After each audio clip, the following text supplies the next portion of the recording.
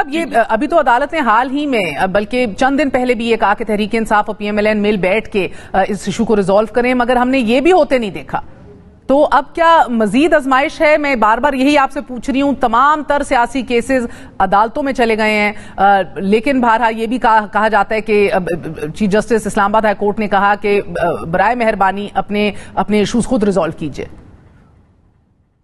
ہونا تو ایسے ہی چاہیے کہ ایشوز خود ریزالو ہوں، لیکن دیکھیں یہاں ایک چیز ہمیں ذہن میں رکھنی چاہیے کہ جو اعلان کیا گیا تھا ریلی کا یا اب بھی کیا جا رہا ہے وہ یہ نہیں ہے کہ ہم ایک دن آئیں گے، اپنی آواز بلند کریں گے، احتجاج کریں گے اور چلے جائیں گے یا ہم 4 دن بیٹھیں گے. کہا یہ جا رہا ہے یا کہا یہ جا رہا تھا اس وقت کہ ہم ڈی چوک پہ آ کے بیٹھیں گے، اور ڈی چوک پہ اس لیے بیٹھیں گے تاکہ اسلام آباد مفلوج ہو جائے، جو آئینی ادارے ہیں جو ایوان دستور پر ہیں اس کے گرد ہیں وہ کام نہ کر سکیں، لوگ ان تک پہنچ نہ سکیں. دیکھیں یہاں اگر آپ خاموشی سے بھی بیٹھ جائیں، کوئی توڑ پھوڑ نہ بھی کریں، لیکن آپ 50,000 لاکھ 2 لاکھ افراد کا مجمع اگر ڈی چوک پہ لگا دیتے ہیں تو آپ نے حکومت کو مفلوج کر دیا.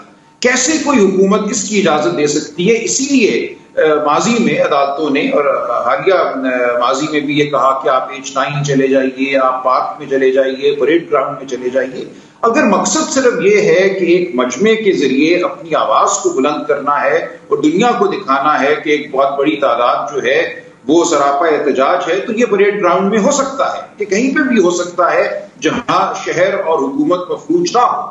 اگر آپ بالکل خاموش ڈی چوک پر بیٹھتے ہیں تو حکومت مفلوج ہو جاتی ہے.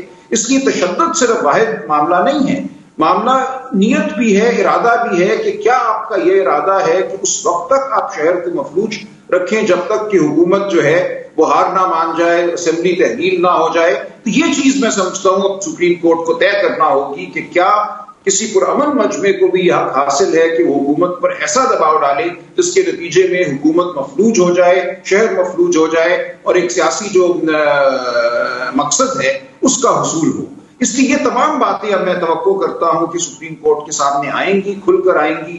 سپریم کورٹ کی تو ایک اور سپریم کورٹ کا بھی فیصلہ ہمارے سامنے ہے، جدھر آپ ایک لیگل گورنمنٹ کو آپ بزور دھرنا یا بزور اسمبلی آپ اس کو ختم کرنے کی کوشش نہیں کر سکتے، یہ بھی ہے. تو آپ کو لگ رہا ہے کہ اس بار اس ایشو کو سننا اسپیسیفکلی بڑا ضروری ہے. مگر ساتھ ساتھ راجہ صاحب یہ ذہن میں رکھیے کہ دونوں اطراف سے ہر فیصلے کو پولیٹیسائز کیا جاتا ہے. 12 بجے عدالتیں لگیں، خان صاحب پولیٹیسائز کرتے ہیں، 63A کا فیصلہ آ جائے مریم صاحبہ پولیٹیسائز کرتی ہیں، پھر وہ یہ بھی کہتی ہیں کہ گالیاں سن کے حق میں فیصلے نہ دیجیے.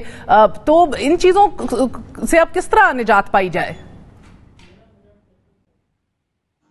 دیکھیں میرے لیے تو ذاتی طور پر یہ سب کچھ بہت قابل افسوس ہے، لیکن بہرحال یہ ایک حقیقت ہے، سیاست ہوتی ہے. دیکھیں باہر کے ملکوں میں بھی، امریکہ میں بھی جب کوئی فیصلہ آ جاتا ہے، خواہ وہ واشنگٹن کے حوالے سے ہو، وہ گن کنٹرول کے حوالے سے ہو، وہ جو بش اور گور کا الیکشن کا معاملہ تھا، وہاں پہ بھی لوگ بات کرتے ہیں کہ یہ سیاسی نوعیت کا فیصلہ ہے، ججوں نے اپنی سیاست کے تحت فیصلہ کیا ہے. وہاں بھی ججوں کی تعداد گنی جاتی ہے، کس جج کو ریپبلکن پریزیڈنٹ نے لگایا تھا، کس جج کو ڈیموکریٹک پریزیڈنٹ نے لگایا تھا. تو یہ گفتگو ہوتی رہتی ہے.